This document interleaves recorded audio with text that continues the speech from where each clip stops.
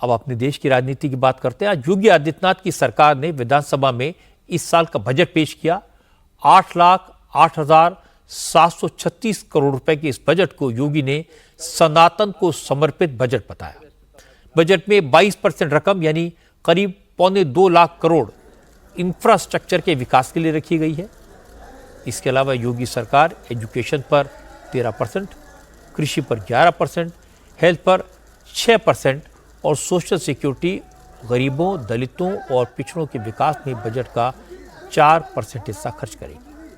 खास बात यह कि बजट में योगी आदित्यनाथ ने विरासत के संरक्षण और विकास पर खास ध्यान दिया है। विंध्याचल, मथुरा, वृंदावन और चित्रकूट में टूरिज्म की सुविधाओं के विकास पर जोर रहेगा। विंध्यवासिनी देवी मंदिर के आसपास के इलाके को डेवलप करने के लिए बजट में 200 करोड़ का फंड रखा गया है। वृंदावन में बांके बिहारी मंदिर के आसपास कॉरिडोर बनाने के लिए 150 करोड़ रुपए एलोकेट किए गए हैं। इस फंड का इस्तेमाल बांके बिहारी मंदिर के आसपास दुकानें हटाने, जमीन खरीदकर दुकानदारों को वहां शिफ्ट करने और मंदिर के आसपास की गलियों को चौड़ा करके श्रद्धालुओं के बेहतर मार्ग बनाने के लिए किया जाएगा। योगी आदित्यनाथ ने कहा कि सरकार का फोकस यूपी के विकास के साथ साथ अपनी भव्य विरासत को संरक्षित करने, यूपी को नंबर 1 टूरिस्ट डेस्टिनेशन बनाने पर भी है और यह सोच आज के बजट में रिफ्लेक्ट होती है। 2025-26 का जो बजट है, यह भारत की सनातन संस्कृति को समर्पित सर्वे भवन्तु सुखिनः की अवधारणा पर गरीब, अन्नदाता किसान, युवा, महिला के उत्थान को समर्पित है। आस्था को सम्मान देने के लिए भी प्रदेश सरकार ने इस बजट में काफी प्रावधान किए हैं और महाकुंभ की सफलता आप सबके सामने है। आपने आज कैट की रिपोर्ट को भी देखा होगा कि महाकुंभ के कारण इकोनॉमी में 3 लाख करोड़ रुपए से अधिक की वृद्धि की संभावना अभी से बताई गई है और मुझे बताते हुए प्रसन्नता है कि इस आयोजन को आगे बढ़ाने के साथ साथ अयोध्या क्षेत्र के पर्यटन विकास के लिए 150 करोड़ रुपए, मथुरा वृंदावन के विकास के लिए 100 करोड़ रुपए की अतिरिक्त व्यवस्था का प्रावधान किया गया है। वृंदावन में श्री बांके बिहारी मंदिर के सुंदरीकरण और उसे कॉरिडोर के रूप में विकसित करने के लिए 150 करोड़ रुपए की व्यवस्था का प्रावधान किया गया है। मिर्जापुर में मां विंध्यवासिनी धाम और उससे जुड़े हुए त्रिकोण के विकास के लिए 200 करोड़ का विकास प्रस्तावित किया गया है। नैमिषारण्य में पर्यटन सुविधाओं के विकास के लिए 100 करोड़ रुपए का विकास 100 करोड़ रुपए का प्रावधान किया गया है। साथ साथ वहां पर वेद विज्ञान केंद्र के लिए भी 100 करोड़ रुपए की व्यवस्था का प्रावधान किया गया है। चित्रकूट में भी पर्यटन विकास के लिए 50 करोड़ रुपए का प्रावधान किया गया है।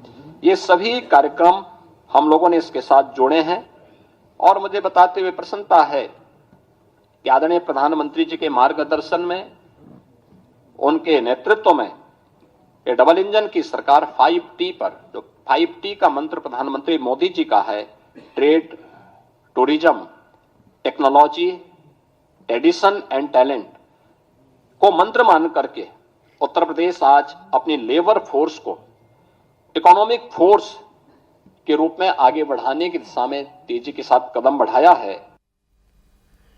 योगी आदित्यनाथ ने बताया इस साल उनकी सरकार ने उत्तर प्रदेश के 6 करोड़ लोगों को गरीबी की सीमा रेखा से ऊपर निकालने का लक्ष्य रखा है।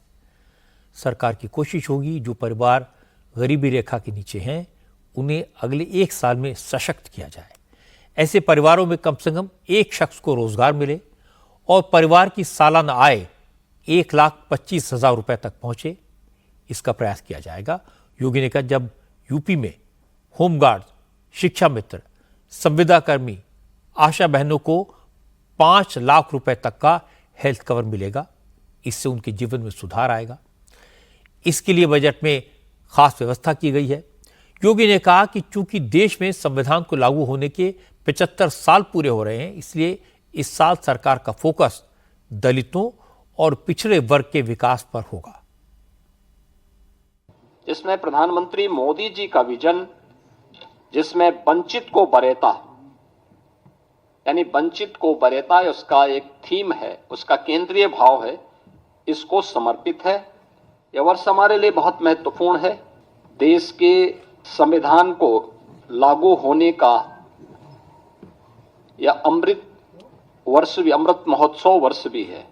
इस अवसर पर हम सब संविधान के शिल्पी बाबा साहब भीमराव अंबेडकर, जिनके नाम पर डबल इंजन की सरकार लखनऊ में बाबा साहब भीमराव अंबेडकर स्मारक और सांस्कृतिक केंद्र की स्थापना कर रही है, और यह केंद्र बहुत शीघ्र बाबा साहब भीमराव अंबेडकर के विचारों का एक केंद्र बनकर के संविधान की मूल भावनाओं के अनुरूप वंचितों को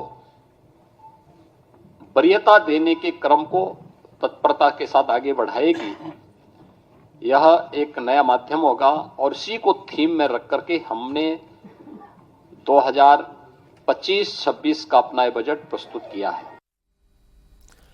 अब मैं आपको विरोधी दल की बात भी सुनवा देता हूं। अखिलेश यादव ने योगी के बजट को एक तरह से खारिज कर दिया। अखिलेश ने कहा कि योगी के पास यूपी की प्रगति का न कोई विजन है, न रोड मैप है, बजट में खोखले वादों की भरमार है। अखिलेश ने कहा बजट में न तो आम लोगों के लिए कुछ है, न नौजवानों के लिए, और न ही किसानों के लिए। यह बजट नहीं ढोल है जो बज तो रहा है लेकिन भीतर से खोखला है। ये बजट नहीं, बड़ा ढोल है जिसमें आवाज तो बहुत है पर अंदर से खाली है। ये जो बजट है, इनके घोषणा पत्र से कोई तालमेल नहीं बनता इनका। इस बजट का और इससे पहले बजटों का कोई फोकस नहीं रहा। बिना विजन के बजट आए हैं। कोई रोड मैप तैयार नहीं था सरकार का कि किस दिशा में हम लोगों को उत्तर प्रदेश को ले जाना है, और कोई क्लैरिटी नहीं है बजटों में कि हम किसान या जो बेसिक चीजें हैं, लोगों की जरूरतें हैं, उनको कैसे किया जाए। हर बार बजट आता है और सरकार यही कहती है कि उत्तर प्रदेश का सबसे बड़ा बजट है। ये लैंग्वेज, ये टर्म हर सरकार हर बजट के लिए इस्तेमाल कर सकती है, क्योंकि जो भी बजट होगा वो पिछले बजट से बड़ा बजट होगा। ये सेकंड लास्ट बजट था इनका, सेकंड लास्ट बजट। इसके बाद आखिरी बजट होना है और फिर हम सब लोगों को नई सरकार चुनने का मौका मिलेगा।